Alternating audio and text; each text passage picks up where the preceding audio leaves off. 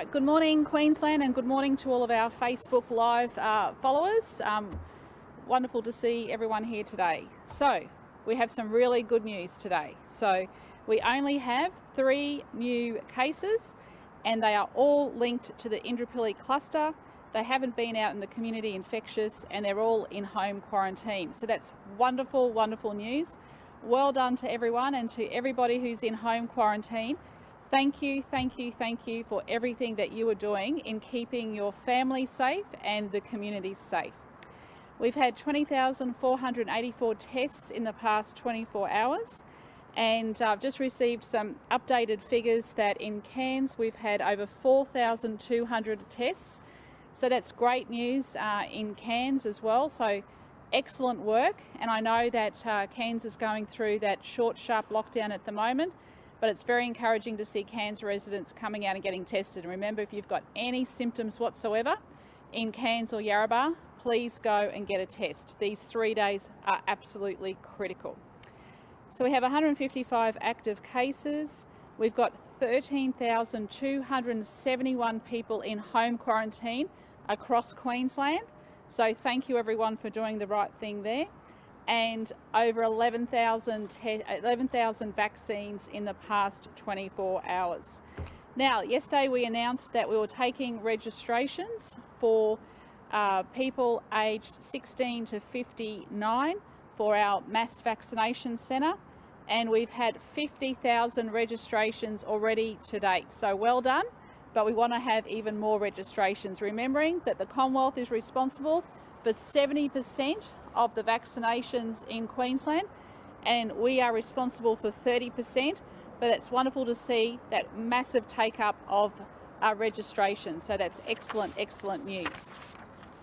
All right, so as we know, that short, sharp lockdown is working incredibly well in the southeast of our state, and it's wonderful to see those low case numbers today. So we're very pleased with that. And like I said, we're not out of the woods yet in terms of, you know, we could see clusters or cases popping up from time to time until we get the majority of our state vaccinated.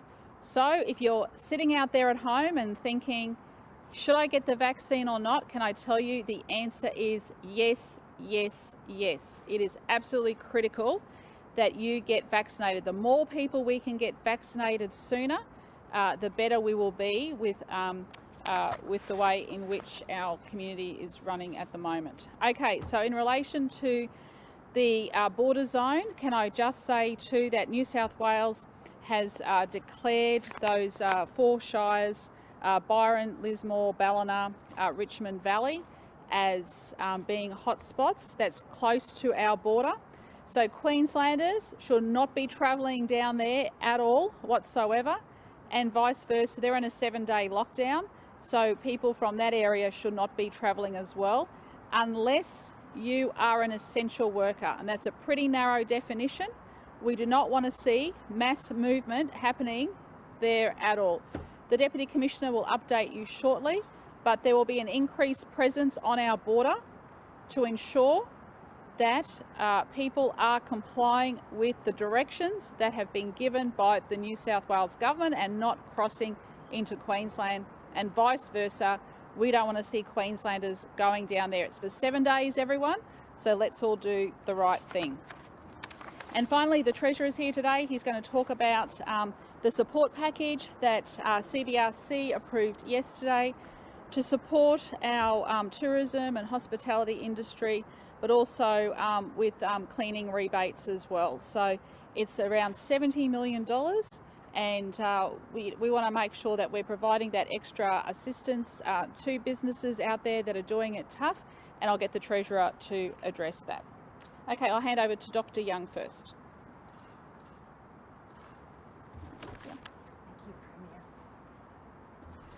So 3 new cases in Queensland overnight, all of them locally acquired, all linked to the Indooroopilly cluster, and all in home quarantine.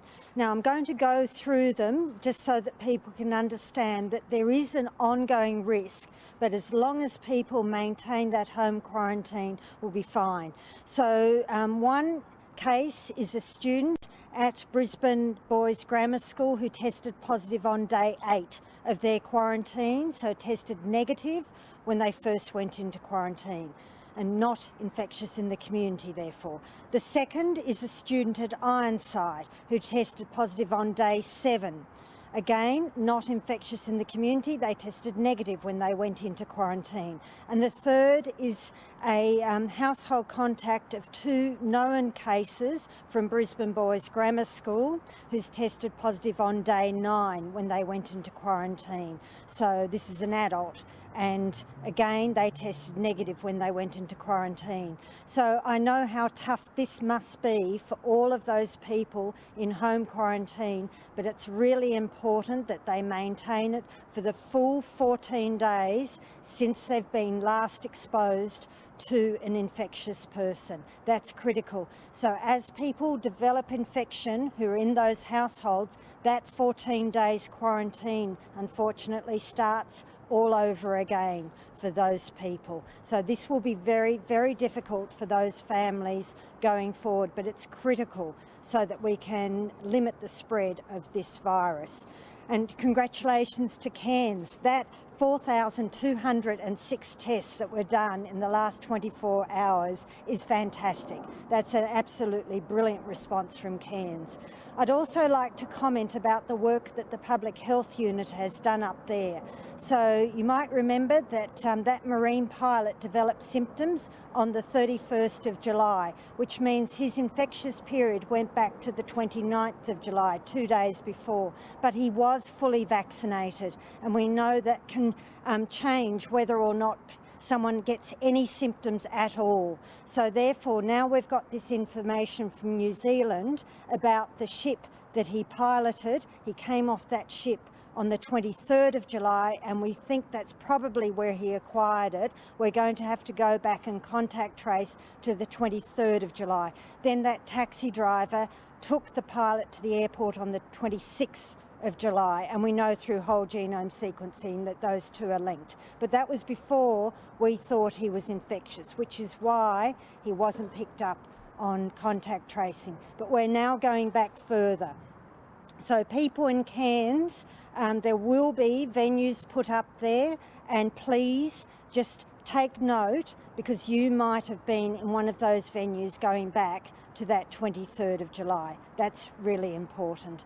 Now, in terms of the border zone, as you've heard from the Premier, New South Wales has declared 4 of the LGAs in the border zone that we have in place as hotspots, and they've put in place stay-at-home orders for those 4 LGAs. So it's really important that anyone in Queensland who's been in any of those 4 local government areas since the 31st of July, which is the date when that man drove up from Sydney to Byron Bay while infectious, that you now are bound by those same requirements that New South Wales has put in place. So anyone who has been in those 4 LGAs and they've gone anywhere else out of those 4 LGAs, whether in New South Wales or in Queensland or indeed anywhere else, now needs to stay at home except for those 4 reasons that we're all used to.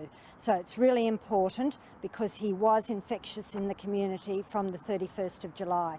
Now, it's been confirmed that he never travelled into Queensland. He travelled from Sydney to Byron Bay on the 31st of July. He never travelled into Queensland. So that is good. That's reassuring. But having said that, anyone who's been in those 4 LGAs while he was there needs to now stay at home except for those essential reasons. Thank you.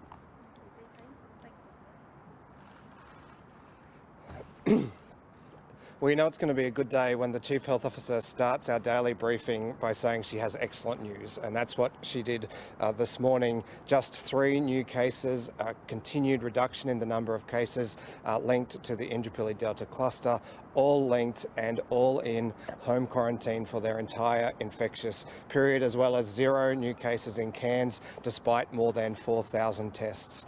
As you've heard, the 3 positives tested positive on day 7, 8, and 9, underlining just how important that entire 14-day quarantine period is.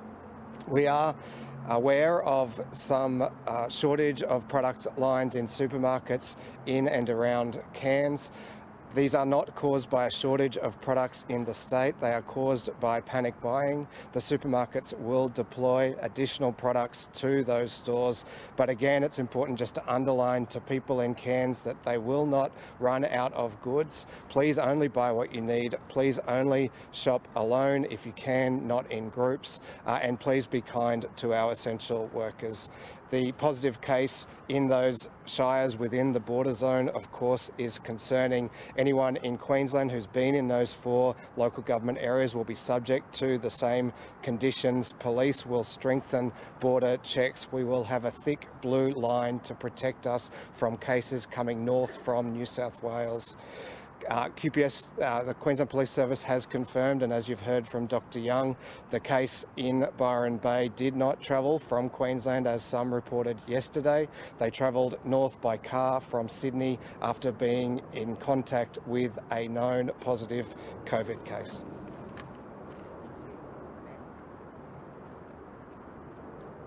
Well done, Queensland.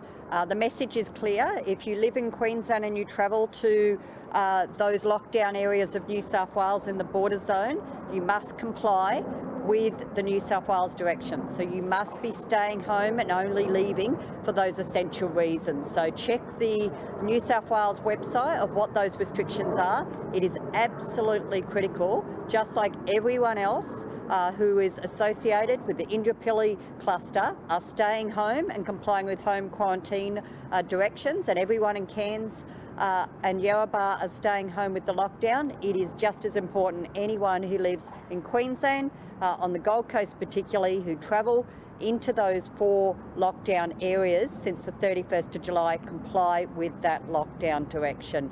That way we can keep our community safe. Of course, coming out to get tested if you have any symptoms whatsoever. To Cairns and Yarrabah, fantastic work. Keep up that level of testing. Over 4,000 means 20% of all the tests we did in Queensland yesterday were taken in Cairns and in Yarrabah. So fantastic work. Thank you to all of our health workers and the private pathologists up there doing the testing.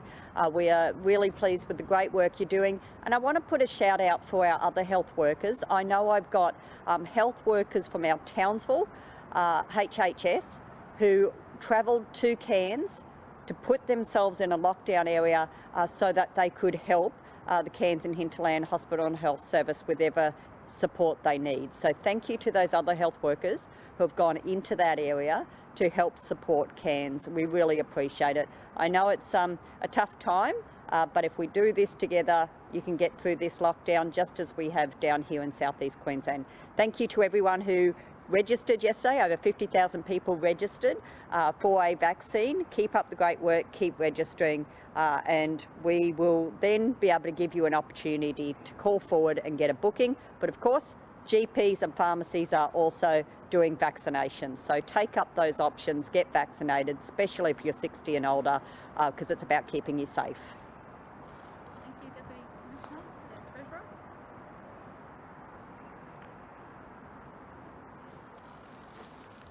Good morning.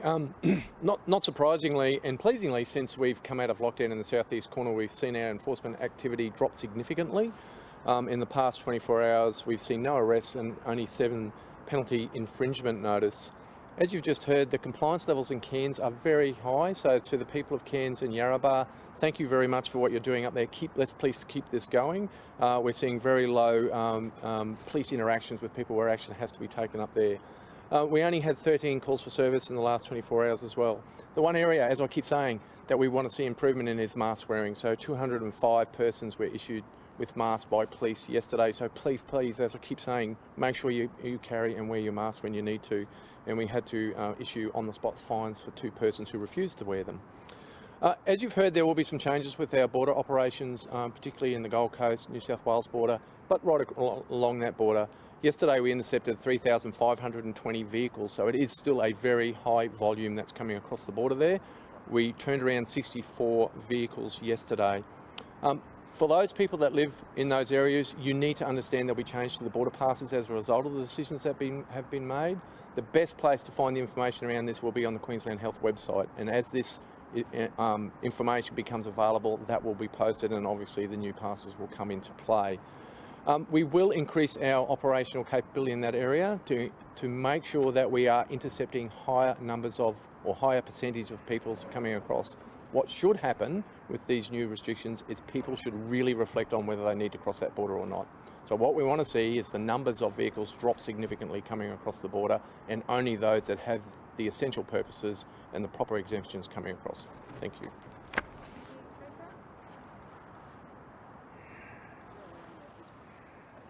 Well, good morning everyone, including everyone watching live and online this morning. We know since the pandemic started that the virus keeps changing, that COVID keeps changing. And as a consequence, our response to COVID must keep changing as well. That's why today, on behalf of the government, I'm pleased to announce another $70 million in business support and business benefits that will flow to Queensland businesses and industry at this time. What we've been doing is working closely with business and industry leaders, including leaders of peak industry bodies and business bodies, and I want to thank them for the support they've provided to the government.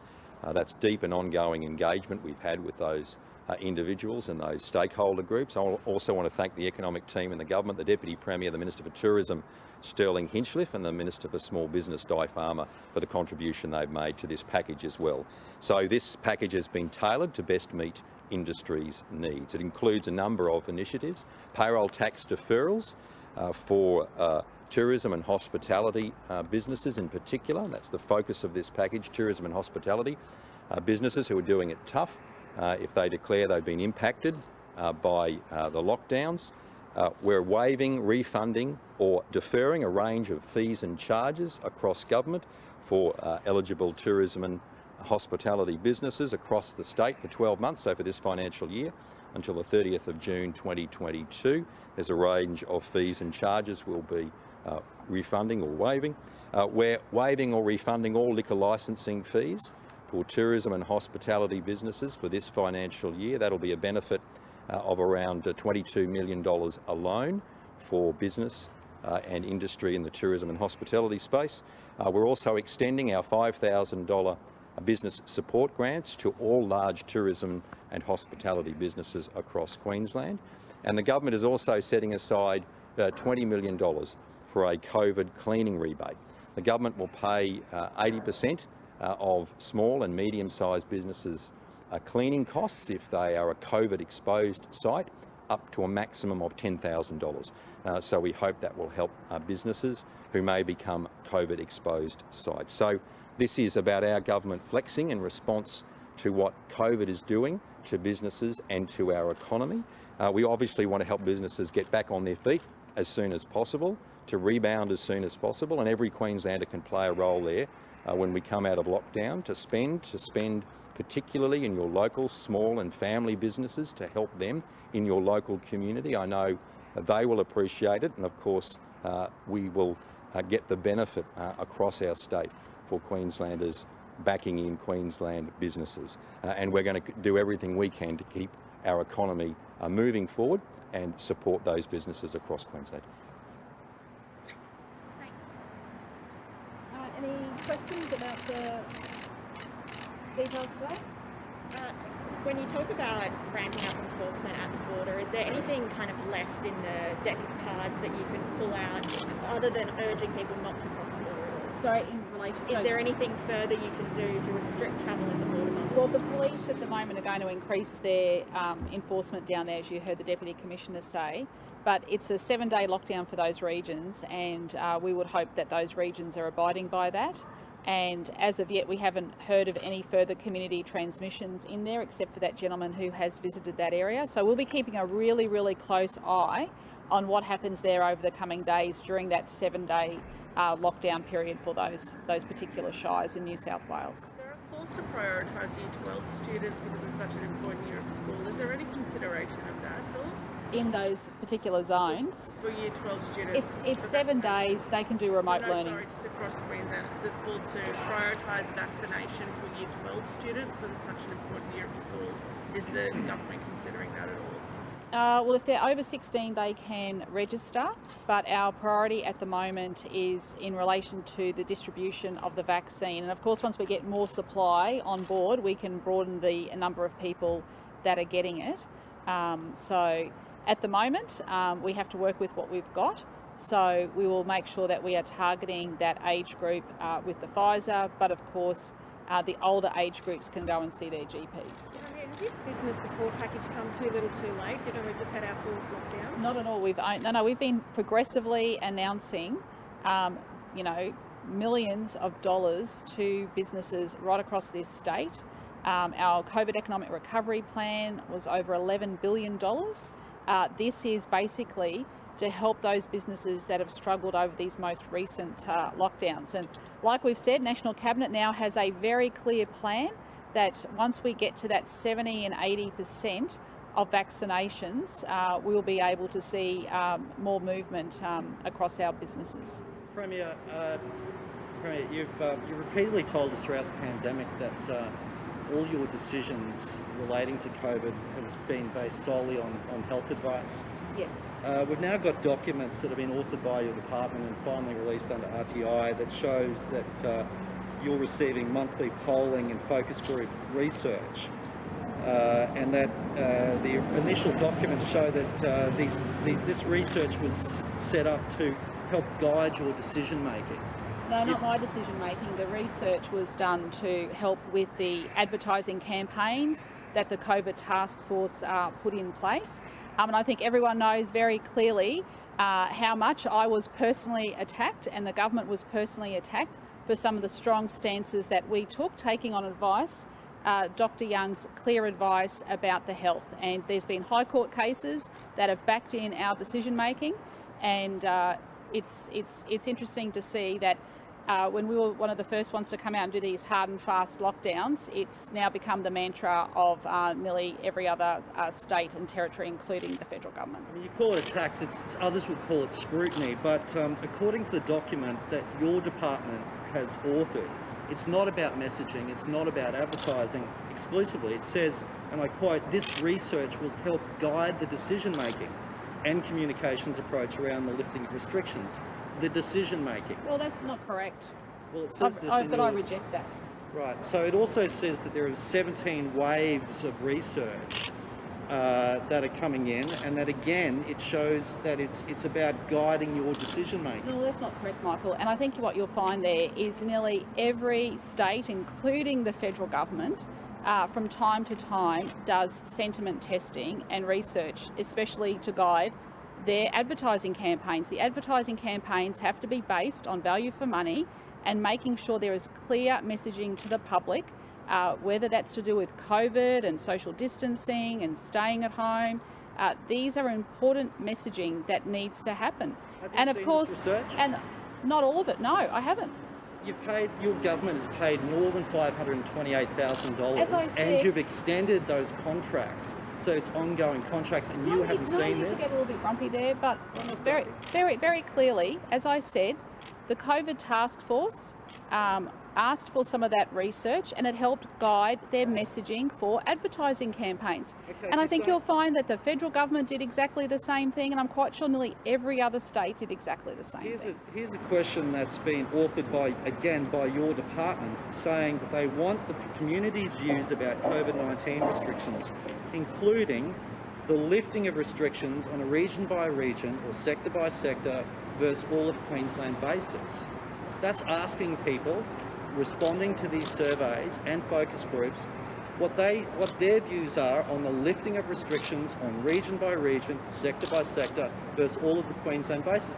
I think this is not advertising, Premier. Well, it's based on helping with the advertising, and I think that's great. They are asking those things, Michael, because businesses have been really, really badly impacted by COVID, and that's exactly why my government put in place this comprehensive COVID economic recovery response. It asks whether what should be a trigger for lifting restrictions.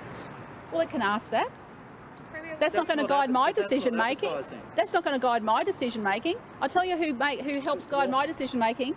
This wonderful woman standing to the left of me who has helped keep Queenslanders safe. Why fund this research if it's not guiding your decision making? Every state and territory, including the federal government, would have invested money into some sentiment testing and into some research. I mean, it would be absolutely negligent not to do that. Putting aside the other governments, Premier, will you commit to publicly releasing this polling?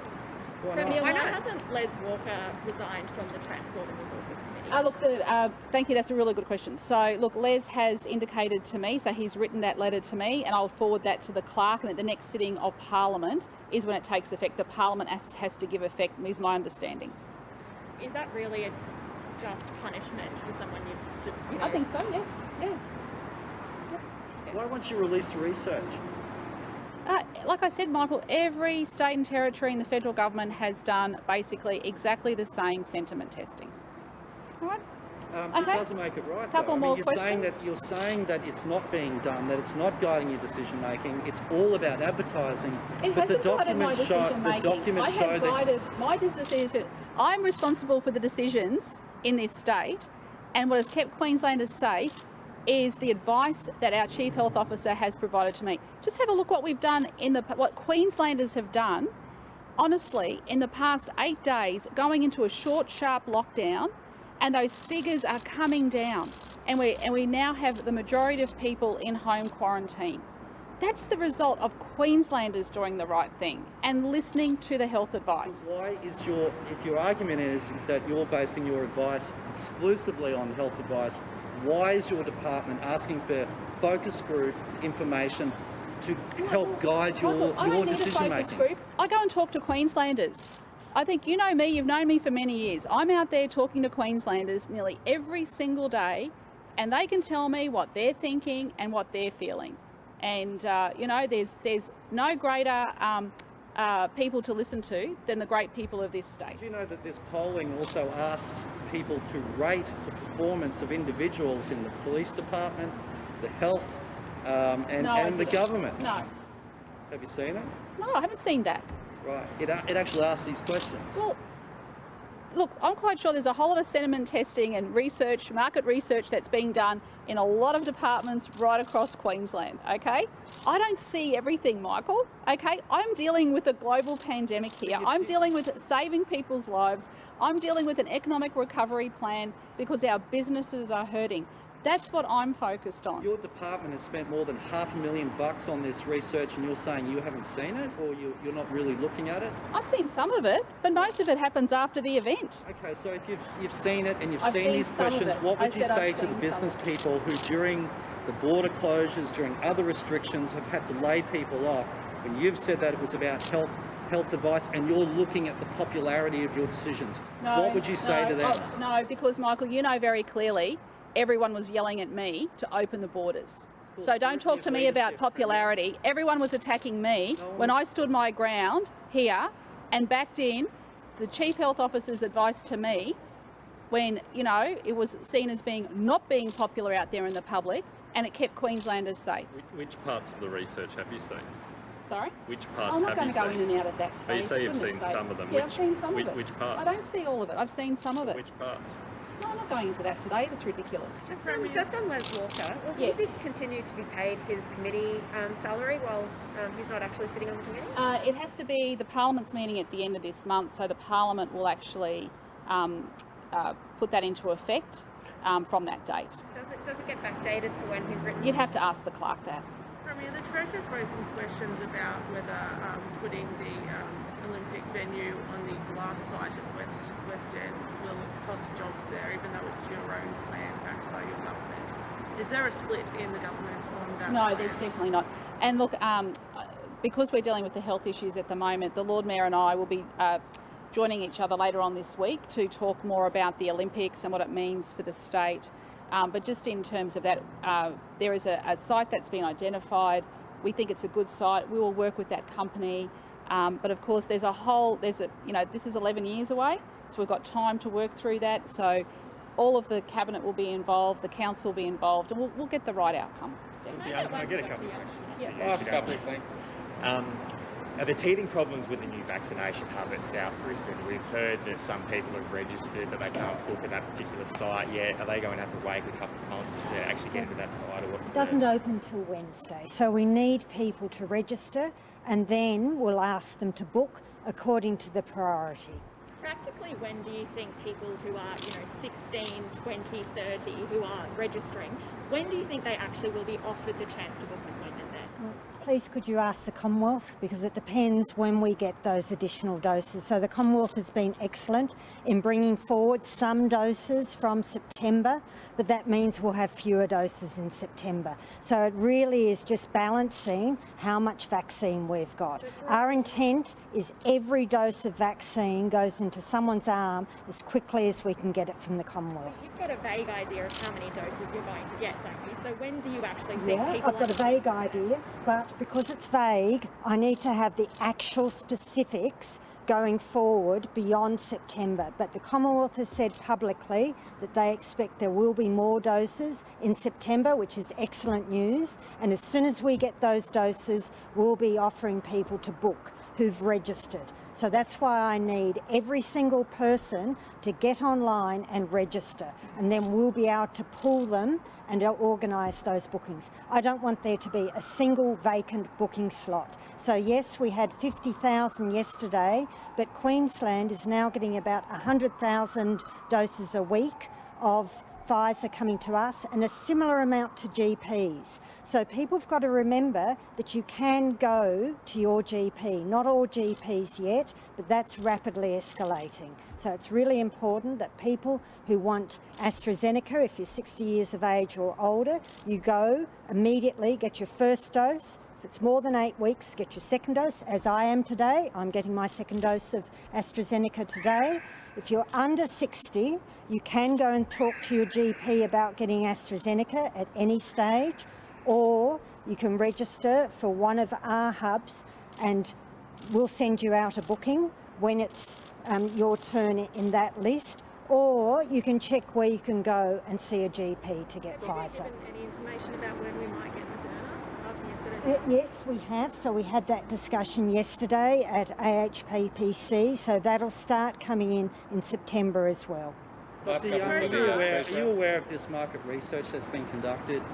Are you aware of it? Have you ever heard it discussed? Has it ever been shown to you? I haven't seen it.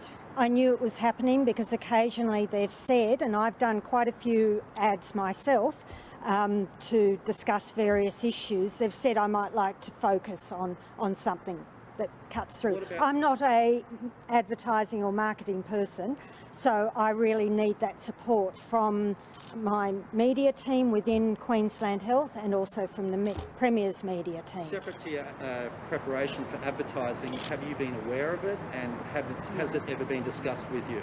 Only in terms of what are the ads. So we've been doing a lot of ads on regional radio, we've been doing ads on TV, and always they've said to me what they think will cut through. Because I might have a view, but I'm a doctor, and quite often the terminology, and I apologise to all of you, the terminology is not clear, what I'm saying is not clear. So I'm very, very grateful that people have done work to find out what cuts through. There's no point me having what I think should happen if I can't then share that very, very clearly with the general community. What's your opinion on people being asked their opinions on when restrictions should be lifted?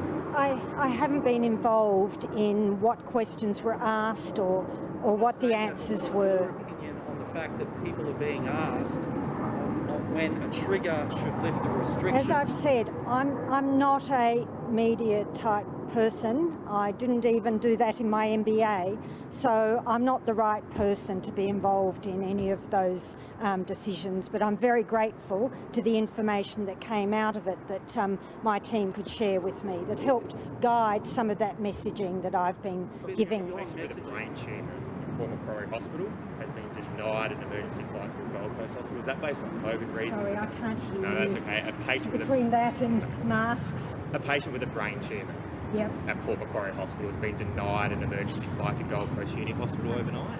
Is that a COVID reason, or will that continue from those zones? No, we accept anyone who needs emergency care in Queensland, whether they're from Papua New Guinea, from the Philippines, anyone. So if someone needs care, urgent care in Queensland, we accept them. Treasurer, do you continue to hold some of those? These really are the last ones. Spoke pretty blatantly about a couple of weeks ago around the glass factory and whether that can cost jobs. You said, you didn't want to see jobs going to Sydney. Absolutely, we don't want that to happen. We don't want any jobs to leave Queensland. That glass has been made on that site for 100 years. The 220 people who work there, great prospects for use for the Olympics, but if we do anything, we've got to bring workers with us and the company, and I'm sure we can work through all of those issues. So will you be pushing for that site to remain untouched, or what? We'll work through all issues relevant to the establishment of an international broadcast centre, but protecting jobs is our #1 priority now. You know how much business and industry are struggling at the moment.